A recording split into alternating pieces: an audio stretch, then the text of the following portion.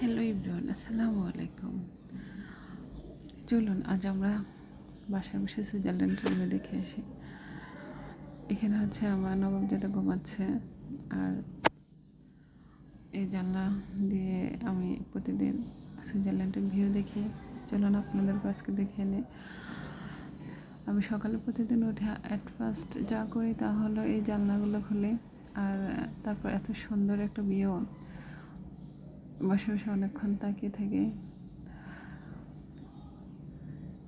যখন মনে যত দুঃখ কষ্ট আছে তখন এমনিতে হালকা হয়ে যায়, ওই আকাশের নীল রঙের সাথে মিশে যায় আমার দুঃখ কষ্টগুলো। পর্দাটা নিয়ে দিচ্ছি কারণ হচ্ছে আমার বাবা এখনও ঘুমাচ্ছে, না হয় ভিউটা আরও সুন্দর আসতো। তারপর এখানে আমার বেডের পাশে আরেকটা জানলাম, ওইটা দিয়েও আপনার সুইজারল্যান্ডের ভিউ আসে। গরিব সুইজারল্যান্ড যেটাকে বলা হয়। যদি কখনো আল্লাহ তৌফিক দিয়ে থাকি ইনশাআল্লাহ যাব, সবাই দোয়া করবেন। এই যে আমার লক্ষ্মী, মাশাআল্লাহ বলবেন, ও বেশিরভাগ থেকে সুস্থ থাকে। তারপরে এখানে হচ্ছে আমার সুইজারল্যান্ড দেখার আরেকটা জানালা, এটা অবশ্যই আমার মাথার কাছে। আর এটা হচ্ছে আমার রুমের বারান্দা। এদিক দিয়েও আপনার সুইজারল্যান্ডের ভিতরে দেখা যায়।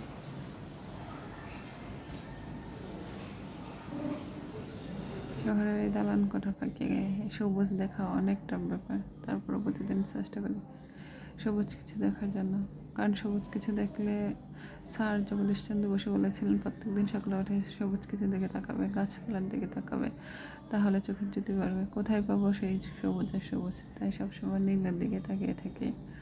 সাদা আকাশ, নীল নীল আম, কেয়ার লাগে। যাই হোক, এখানে আমি আপনাদেরকে আনবক্স একটা ভিডিও দেখাবো, শেয়ার করলাম। আম্মু আমাদের জন্য কী কী ভালোবাসা নিয়ে এসেছে।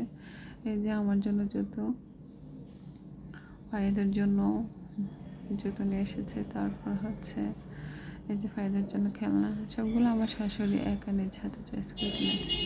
বাবুর বাবার অত পছন্দ, সময় ছিল কম, ওনারা তো উমরাতে গিয়েছে মাত্র 14 দিনের জন্য, আর তার ফাঁকে যতটা সময় পেয়েছে সবার জন্য কেনাকাটা করেছে।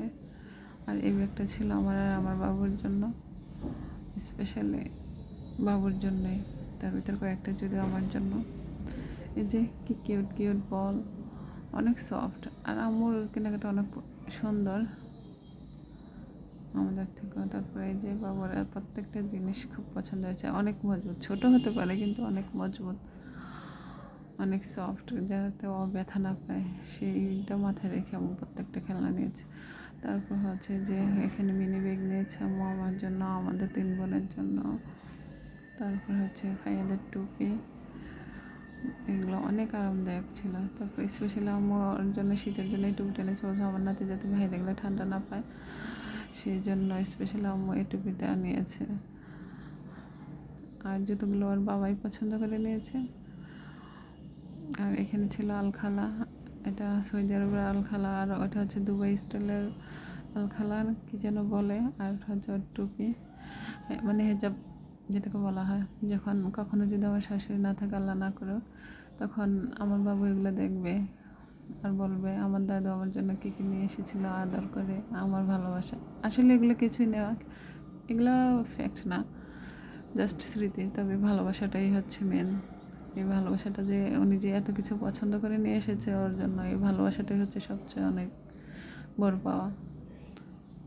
আজ ওর দাদা বেঁচে নেই, হয়তো থাকলে আরও বেশি করতো, আর আজ ওর দাদু আছে, তাই আমরা চাই 1000 বছর আমাদের সাথে বেঁচে থাকুক।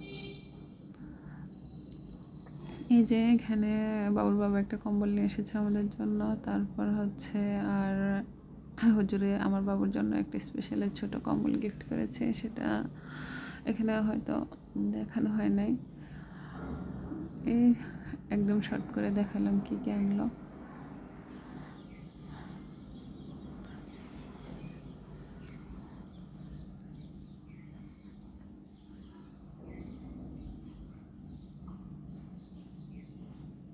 এই জায়নামাজটা আমার বাবুর ছিল, জায়নামাজটা অনেক পছন্দের। আর এই ব্যাগটা কী বলবো, এত এত সুন্দর, এতগুলো জিনিস কী বলবো। ব্যাগটা আর এই চুড়িগুলো আমার এত পছন্দ হয়েছে।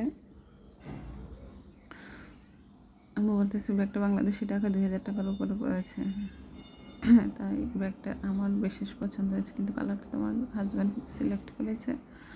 আমাদের দুই বোনের জন্য দুই রকম এই সেম দুইটা ব্যাগ আছে, তো কালার ডিফারেন্ট।